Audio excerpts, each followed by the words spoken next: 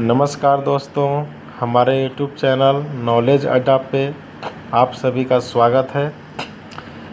आज पुनः हम इस वीडियो में एक नए टॉपिक को लेकर उपस्थित हुए हैं और इस वीडियो में आज हम लोग चर्चा करेंगे कुछ MCQ क्वेश्चन के बारे में जो अभी तक हम पढ़ चुके हैं और पिछला वीडियो में जो बाकी रह गया था effect of MA, effect of filtration और effect of distance on x-ray radiation, उसको आज हम लोग देखेंगे। तो चलिए बिना देर किए वीडियो को शुरू करते हैं। तो चलिए देखते हैं जो बच गया था topics. Next, effect of MA।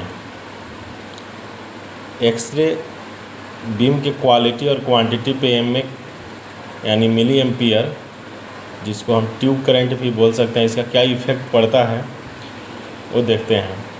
Correct, the number of x-ray produced depend on number of electron that strikes the target of x-ray tube.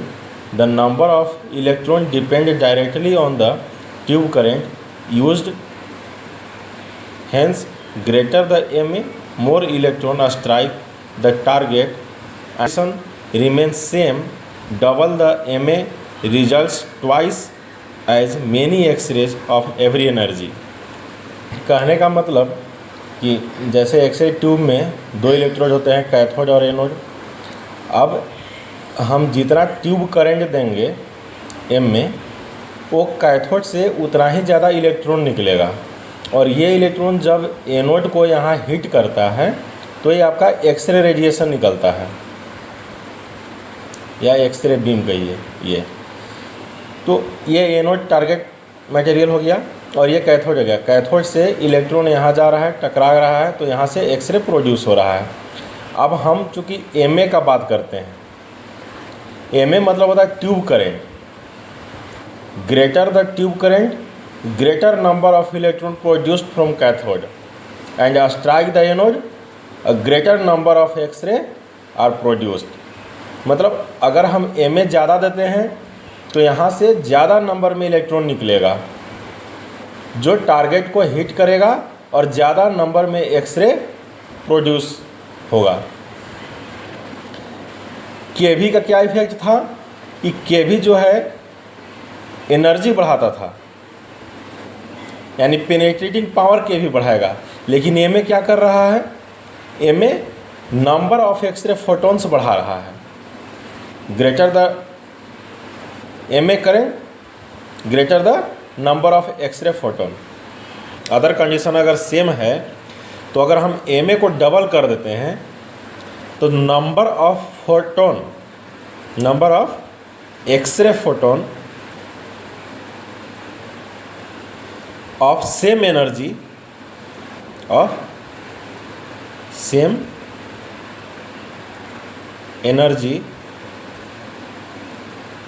increased।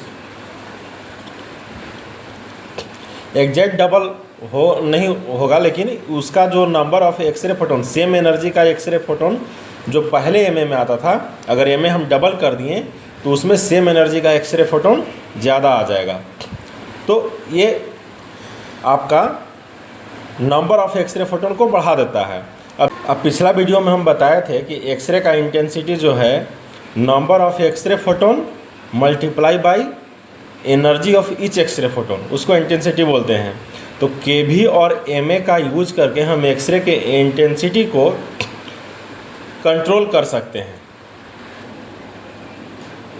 यानी एक्सरे का पेनेट्रेटिंग पावर को हम कंट्रोल कर सकते हैं।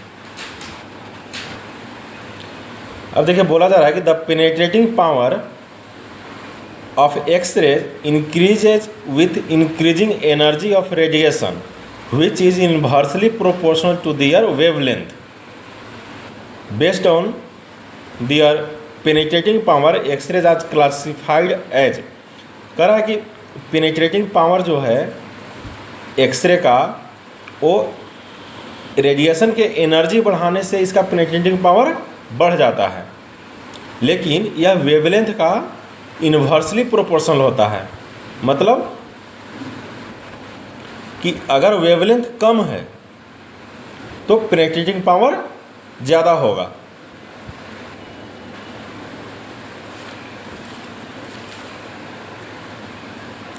पेनिट्रेटिंग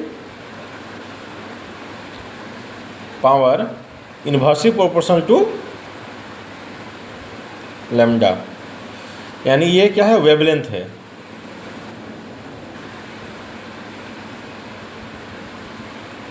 अगर पेनिट्रेटिंग पावर ज़्यादा है तो उसका वेवलेंथ कम होगा, मतलब शॉर्टर वेवलेंथ का एक्सरे का पेनिट्रेटिंग पावर ज़्यादा होता है। तो पेनिट्रेटिंग पावर के बेसिस पे हम एक्सरेज को क्लासिफाइड करते हैं 2-3 ग्रुप में। जैसे सबसे पहले very soft x-ray, very soft x-ray, इसका जो केवीपी होता है वो लेस देन 20 केवी। यदि 20 केवी पर या उससे कम पर जो एक्सरे प्रोड्यूस होता है उसको हम वेरी सॉफ्ट एक्सरे कहते हैं। और इसका यूज कहाँ होता है, मेमोग्राफी में, ब्रेस्ट रेडियोग्राफी में। नेक्स्ट आपका है सॉफ्ट एक्सरे।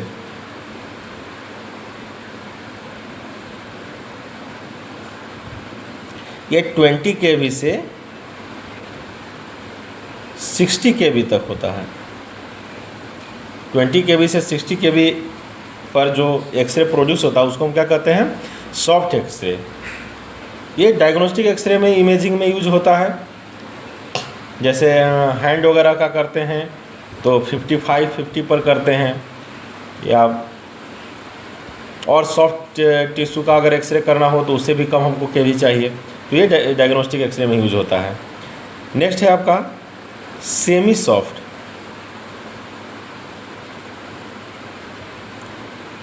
इसका जो एनर्जी 60 केवी से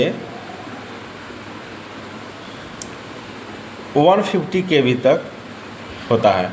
जनरली मेडिकल में जो हम लोग एक्सरे करते हैं वो इतना ही से इतना के बीच में, मतलब 150 से नीचे ही सब होता है।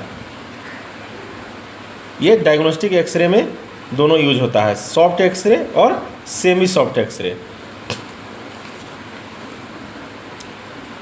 उसके बाद आपका आ जाता है हार्ड एक्सरे। हार्ड एक्सरे कितना केवी पे निकलता है, 150 से अबव एंड 400 केवी तक, इसको हार्ड एक्सरे बोलेंगे। और very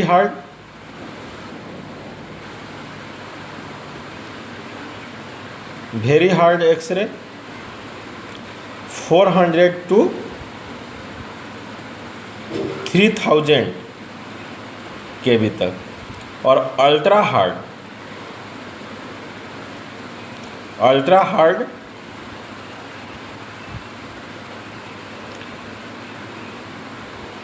x ray above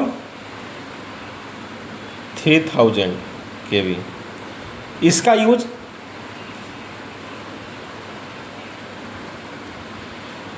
use industrial में किया जाता है। इंडस्ट्री में जैसे किसी कोई टंकी है, उसको देखना है कि उसमें लीकेज वगैरह है कि नहीं है, या बड़ा बड़ा पुलिया जहाँ बन रहा है, 2 रॉड को अगर हम जोड़ देते हैं उसके बीच में कोई लीकेज है कि नहीं है, वो इंडस्ट्री में इसका यूज देखने के लिए ये सब एक्सरे का होता है, जो बहुत ही वेरी हार्ड एक्सरे हो गया।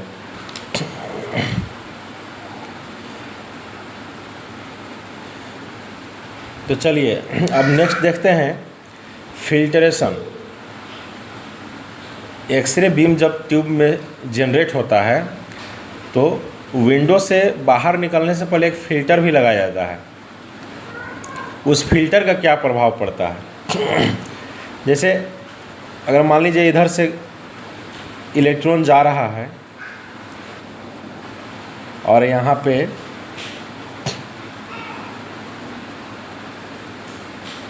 ये आपका एनोड है और ये कैथोड है, यहाँ पे आपका टकराया और यहाँ से तो यहाँ से जो है बहुत सारा एक्सरे ज़्यादा एनर्जी का निकलता है और बहुत सारे कम एनर्जी के भी निकलते हैं। और इधर भी एक्सरे निकलेगा, इधर भी निकलेगा, इधर भी निकलेगा, इधर भी निकलेगा, इधर भी निकलेगा। अब इसमें बहुत सारे एक्सरे फोटॉन्स है जिसका एनर्जी ज़्यादा होता है, जो ग्लास विंडो को पेनिट्रेट करके आगे आ जाता है, जिसका हम यूज एक्सरे वगैरह के लिए करते हैं। लेकिन बहुत सारा एनर्जी जो इधर उधर स्कैटर्ड होता है, बाद में हम लोग स्कैटर्ड रेडिएशन के बारे में भी पढ़ना है आपको। तो जैसे अगर मान लीजिए कोई एक्सरे एनर्जी आ रहा है और कम एनर्जी का एक्सरे फोटोन इधर आ गया, तो ये इसको डिस्टर्ब करेगा। तो ये जो अच्छा एनर्जी वाले, गुड एनर्जी वाले, जो सफिशिएंट एनर्जी वाले एक्सरे फोटॉन्स हैं, जो ग्लास विंडो को पेनिट्रेट करके आगे तक आ रहा है, इमेज फॉर्मेट कर रहा है, उस इमेज फॉर्मेशन में ये हेजी करेगा, दिक्कत करेगा। तो फिल्टरेशन यदि लगा हुआ है अच्छा, तो फिल्टरेशन में वही एक्सरे फोटॉन्स आगे जाएगा जिसका एनर्जी सफिशिएंट होगा फोटोग्राफी के लिए, और जो कम एनर्जी का रेडिएशन होगा उसको फिल्टर ही ऑब्जर्व करके रख लेगा। और सारे अगर एक ग्रुप में, एक बीम में अगर सारे फोटॉन्स हाई एनर्जी के होंगे तो यह पेनिट्रेटिंग पावर भी इसका बढ़ जाएगा, यानी intensity of X-rays is increases using good filtration।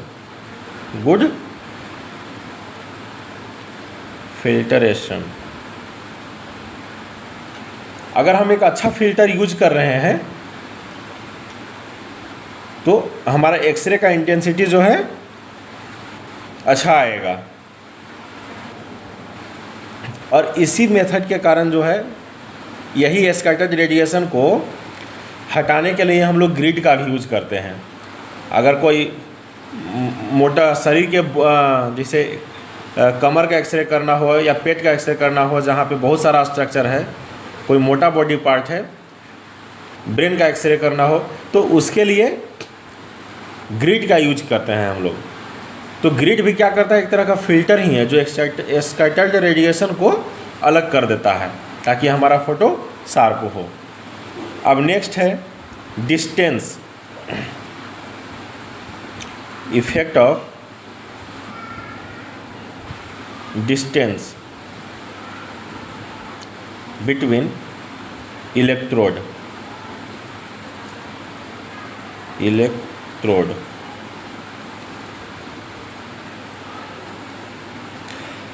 इसमें देखिए क्या है, पिछला वीडियो में आपको हम बताए थे कि जो कैथोड होता है फिलामेंट और जो एनोड होता है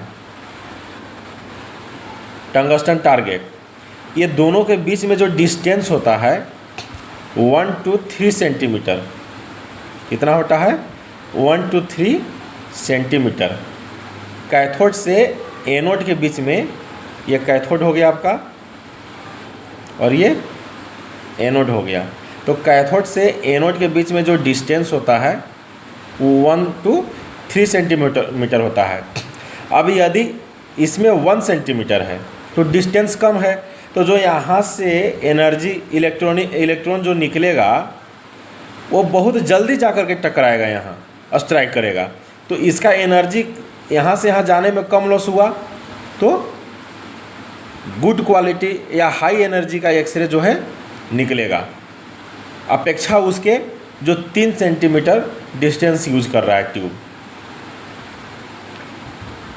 मतलब यदि कैथोड का और एनोड का डिस्टेंस यदि कम है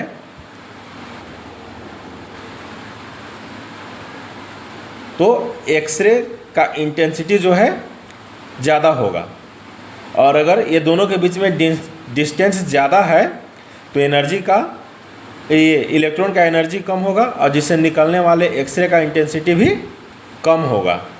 ये आपका डिस्टेंस का प्रभाव है। Intensity of x-ray beam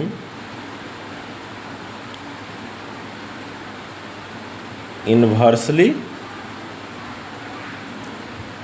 proportional of distance, sorry पार हो जा रहा है, distance between anode and cathode. ये आपका डिस्टेंस का है। डिस्टेंस अगर ज़्यादा है तो इंटेंसिटी कम हो जाएगा, इन्वर्सली प्रोपोर्शनल है उल्टा, और अगर डिस्टेंस कम है तो इंटेंसिटी ज़्यादा हो जाएगा। एक चैप्टर हमारा ख़त्म हो चुका है और आज संडे भी है, तो हम लेकर के आए हैं कुछ MCQ क्वेश्चन जो अभी तक हम पढ़ा चुके हैं, उसी में से ये क्वेश्चन एक्सट्रैक्ट किया गया है। और ये सारे क्वेश्चन बहुत VVI हैं, वेरी इम्पोर्टेंट हैं। इनमें से कुछ क्वेश्चन जो एग्ज़ाम में पूछा जा चुका है वो सब क्वेश्चन भी है और कुछ नया क्वेश्चन भी है। और आप लोगों का हमें पता चला था कि MCQ देखना ज़्यादा पसंद कर रहे हैं, लेकिन MCQ का मज़ा तो तब आएगा जब लाइव क्लास चलेगा और कुछ सवाल का जवाब तुरंत आपके तरफ से मिलेगा, तब हमें अगला सवाल पूछने में अच्छा लगेगा। तो लाइव आने के लिए कम से कम 50 से ज़्यादा सब्सक्राइबर होना चाहिए। तो आप लोगों से एक रिक्वेस्ट है कि आप लोग हमारे चैनल को सब्सक्राइब करें ताकि मैं लाइव आकर आप लोगों को कुछ सेवा दे सकूं। तो चलिए शुरू करते हैं MCQ। पहला क्वेश्चन कह रहा है SI unit to measure the magnetic field is. Magnetic field को मापने वाला SI यूनिट क्या है?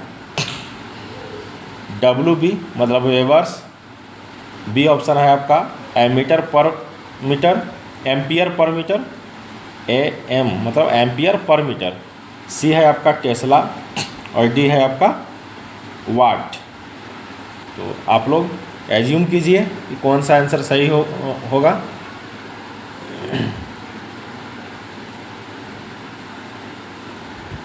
अब पता है आप लोग सब सही आंसर सोच लिए होंगे, तो इसका करेक्ट आंसर है C टेस्ला। SI यूनिट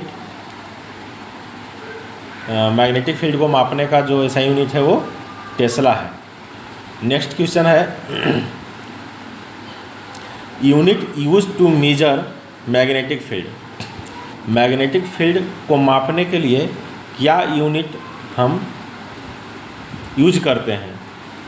इसमें ऑप्शन ए में है वेवर्स पर metre square, gauss, tesla, all of this, none of this. D option है इसमें से सभी है, मतलब ऊपर तीनों, और ई नंबर में है कि इन तीनों में से कोई नहीं है। तो चलिए सोचिए आप लोग क्या आंसर है। 2-3 सेकंड का टाइम देते हैं। तो चलिए इतनी देर में आप सोच लिए होंगे अपना आंसर। अगर जितना सही होगा, अभी मैं 10 क्वेश्चन से ऊपर बताऊंगा लगभग, उसमें से जितना सही होगा आपका प्लीज़ कमेंट में बताइएगा, ताकि हमें पता चले कि जो हम पढ़ाए हैं उसी में से कुछ क्वेश्चन आप लोग कर पा रहे हैं कि नहीं। तो देखिए ये वेबर्स पर मीटर स्क्वायर, गाउस और टेस्ला, ये तीनों जो है मैग्नेटिक फील्ड को मापने का इकाई है। तो हमारा आंसर हो जाएगा डी, ऑल ऑफ दीज। आपको पहले हम बताए थे कि 1 वेबर्स पर metre square equal to 10 to the power 4 gauss होता है, और इक्वल टू 1 इसके इक्वल टू 1 टेस्ला। ये आपका मैग्नेटिक फील्ड मापने का इकाई है।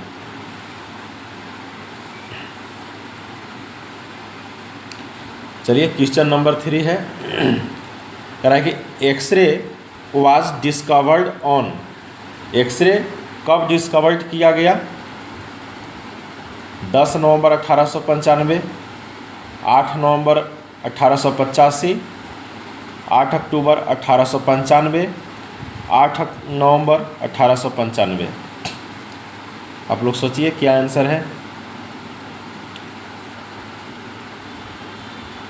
तो इसका आंसर, करेक्ट आंसर आप डी, नवंबर 8, 1895। और कौन इसका डिस्कवर किए थे? तो विल्हेल्म कोनार्ड रोएंटजेन, WCR, ये इनके साइंटिस्ट थे जो एक्सरे को डिस्कवर किए थे। नेक्स्ट क्वेश्चन है आपका,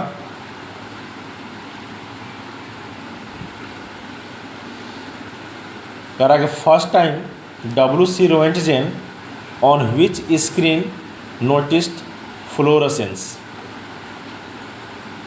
silver halide crystal screen, B number है बेरियम सिलिकेट स्क्रीन, सी है बेरियम प्लेटिनोसाइनाइड स्क्रीन, डी है पायरेक्स ग्लास स्क्रीन। ये बहुत ही इम्पोर्टेंट क्वेश्चन है। ये UP SSC का जो एग्ज़ाम होता है उत्तर प्रदेश का पैरामेडिकल एग्ज़ाम, उसमें भी पूछा जा चुका है। और इसके पहले जो क्वेश्चन हम बताएं वो खुद झारखंड में ही एक जेल में जो एक्साइज टेक्नीशियन की बहाली हो रहा था उसमें वो पूछा जा चुका था, और वो तो बहुत आसान क्वेश्चन था। WC रोएंटजेन जो है 8 नवंबर 1895 को एक्सरे डिस्कवर किए हैं, उसके बारे में। तो ये क्वेश्चन जो है UP में पैरामेडिकल एग्ज़ाम में पूछा जा चुका है। तो चलिए आप लोग बताइए कि WC रोएंटजेन जब फर्स्ट टाइम एक्सरे डिटेक्ट किए थे तो किस स्क्रीन पर फ्लोरेसेंस उनको दिखाई दिया था, प्रकाश दिखाई दिया था? 5 सेकंड का आपके पास टाइम है, सोचिए।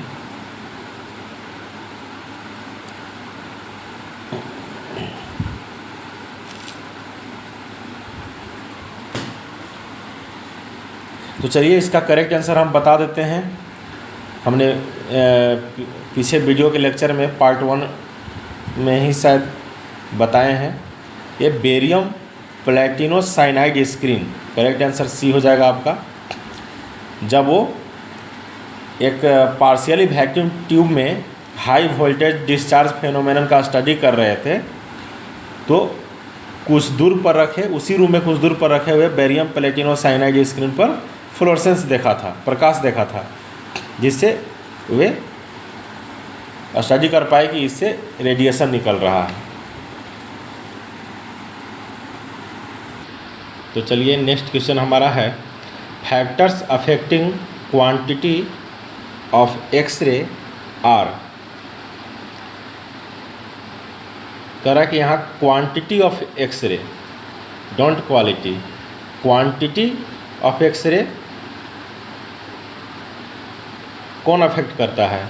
KVP and MAS, filtration, distance, all of the above.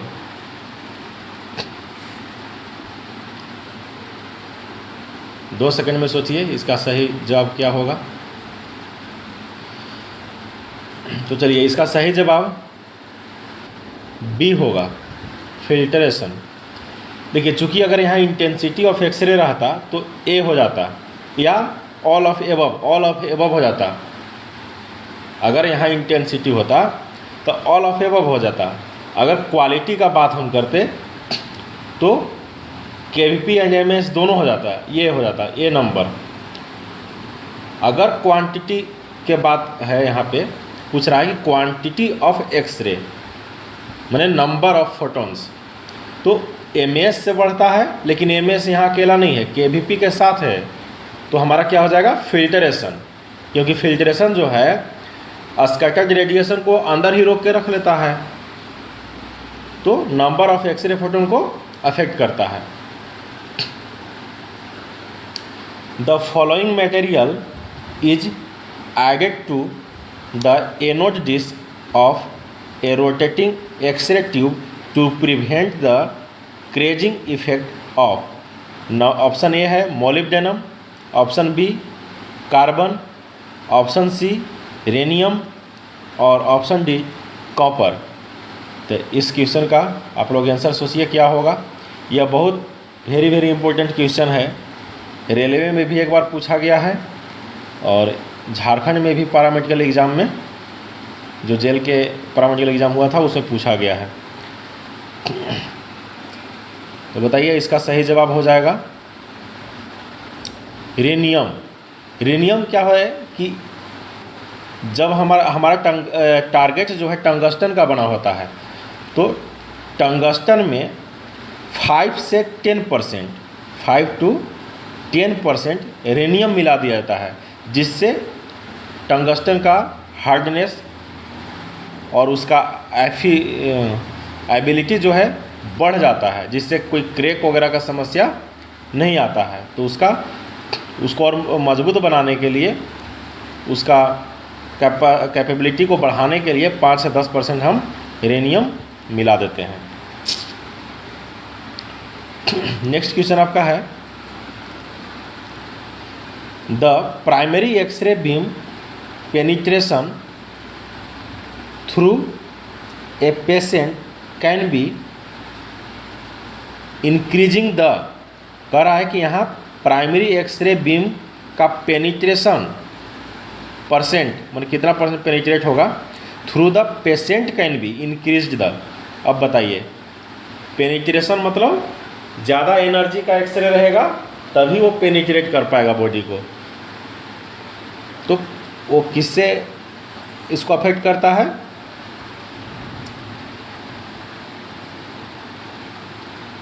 सोच के बताइए। आप लोग एज्यूम कीजिए कौन सा क्वेश्चन, कौन सा ऑप्शन सही है। तो इसका सही ऑप्शन है ए, केवी। केवी क्या करता है? केवी अगर ग्रेटर होगा तो एनर्जी ग्रेटर होगा एक्सरे बीम का, एक्सरे फोटोन का। और एक्सरे फोटोन का एनर्जी ज़्यादा होगा तो पेनिट्रेशन ज़्यादा करेगा। अब अगला क्वेश्चन आपका है, which of the following statement best describe the production of x-rays. कौन सा स्टेटमेंट जो है पूरी तरह से डिस्क्राइब करता है एक्सरे प्रोडक्शन के प्रक्रिया को? ऑप्शन ए है, x-rays are produced by combustion of a gas. B, x-rays are produced when high speed electron interact with a target material causing them to emit photons. C option है, x-rays are produced by the reflection of light of a mirror. D option है, x-ray are produced by the decay of radio active materials.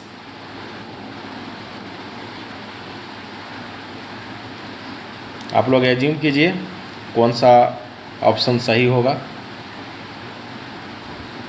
अपने मन में सोचिए या copy पर अपना लिख लीजिए। तो इसका सही ऑप्शन है B, x-rays are produced when high speed electron interact with a target material causing them to emit photons.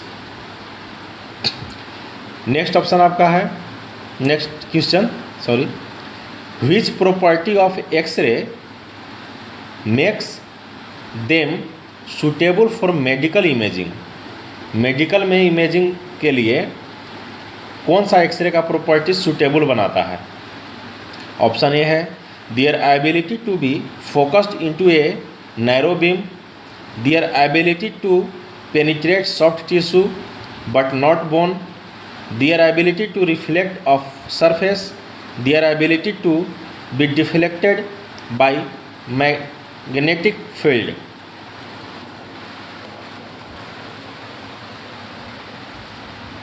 चलिए आप लोग एज्यूम कीजिए कौन सा ऑप्शन सही होगा।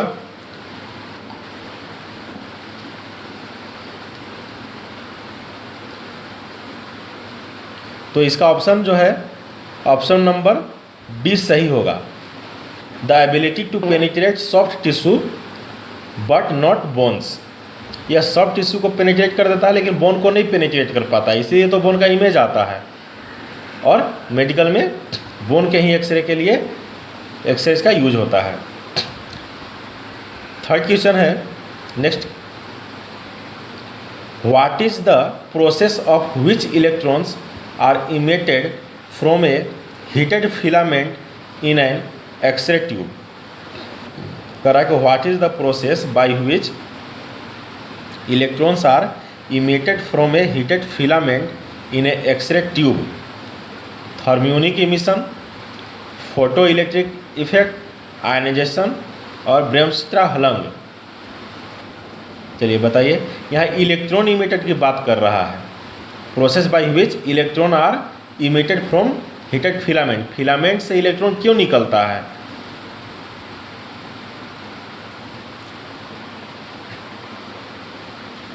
तो चलिए आप लोग क्वेश्चन का सोचिए आंसर क्या होगा। तो ये इसका आंसर है ए, थर्मियोनिक इमिशन। जब हम करंट देते हैं फिलामेंट में, करंट गर्म होता है, गर्म होकर के इलेक्ट्रॉन को रिलीज करता है। जब इलेक्ट्रॉन रिलीज करता है तो उसके पीछे जो फोकसिंग कप होता है मोलिब्डेनम का, वो भी निगेटिव चार्ज होता है और इलेक्ट्रॉन भी निगेटिव चार्ज होता है, तो उसके रिपल्सन से इलेक्ट्रॉन जो है एनोड की तरफ आगे बढ़ता है। तो नेक्स्ट क्वेश्चन आपका है, which of the following factors does not affect the energy of X-rays produced। कौन सा फैक्टर है जो अफेक्ट नहीं करता है एक्सरेज को? ऑप्शन है accelerating voltage and applied to the electrons, the target material, the intensity of x-ray beam, the distance between x-ray tube and detector.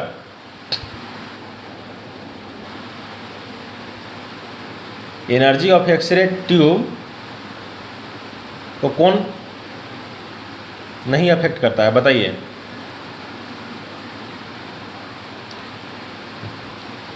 तो इसका सही ऑप्शन है D, the distance between x-ray tube and detector. ये बात कर रहा है tube के अंदर का, और ये डिस्टेंस कहाँ का है? ट्यूब के बाहर का। तो बाहर से तभी मतलब हमको लेना देना है नहीं, वो तो एक्सरे जैसा निकलेगा वो अंदर के कारण निकलेगा। तो ये जो कारक है ये अफेक्ट नहीं करता है। लास्ट क्वेश्चन आपका है, which type of x-ray emission is characterized by the emission of photon when electron transition occurs within the an atom inner shell. कह रहा है कि एटम के इनर सेल से, अगर इनर सेल कौन सा होता है? सबसे न्यूक्लियस के जो सबसे नज़दीक होता है उसको के सेल बोलते हैं। के सेल इलेक्ट्रॉन से इंटरेक्ट होकर के जो एक्सरे इमिशन होता है उसको क्या कहा जाता है? यही क्वेश्चन पूछ रहा है। A, bremsstrahlung, Compton scattering, characteristic x-ray emission और पेयर प्रोडक्शन। बताइए इन चारों में से कौन सही होगा? तो इसका सही ऑप्शन है सी, कैरेक्टरिस्टिक एक्सरे इमिशन। आपको हम बताए भी थे, वीडियो में बताए हैं कि ये पार्ट थर्ड वाला वीडियो में बताए हैं कि यदि इलेक्ट्रॉन न्यूक्लियस के साथ इंटरेक्ट होता है तो ब्रेमस्ट्रा-हलंग एक्सरे निकलता है, और यदि के सेल इलेक्ट्रॉन या आउटर ऑर्बिटल इलेक्ट्रॉन से अगर एक्सरे इमिट हो रहा है तो कैरेक्टरिस्टिक इमिशन कहलाता है। तो इस तरह से ऑप्शन सी हो गया। तो चलिए, तो आज का सेशन हमारा ख़त्म होता है, और इस तरह से लगभग हम 12 क्वेश्चन लगभग देख चुके हैं। तो 12 क्वेश्चन ये जो है, जो 2-3 दिन हम पढ़ाए हैं, 3 दिन 3 वीडियो, उसी में से ये 12 क्वेश्चन निकला हुआ है। आप लोग ईमानदारी के साथ 12 क्वेश्चन में कितना सही हुआ आप लोगों का ये कमेंट में करके ज़रूर बताइएगा। और ये वीडियो अगर हेल्पफुल लगा हो तो प्लीज़ चैनल को सब्सक्राइब कर दें और वीडियो को लाइक तथा शेयर करें। दूसरे बच्चों के पास भी शेयर करें ताकि उनको भी कुछ फ़ायदा मिल सके, देखने से कुछ ज्ञान ही मिलेगा। और आप लोगों से पुनः रिक्वेस्ट है कि चैनल को सब्सक्राइब करें ताकि मैं लाइव आकर आप लोगों की सेवा कर सकूं। धन्यवाद।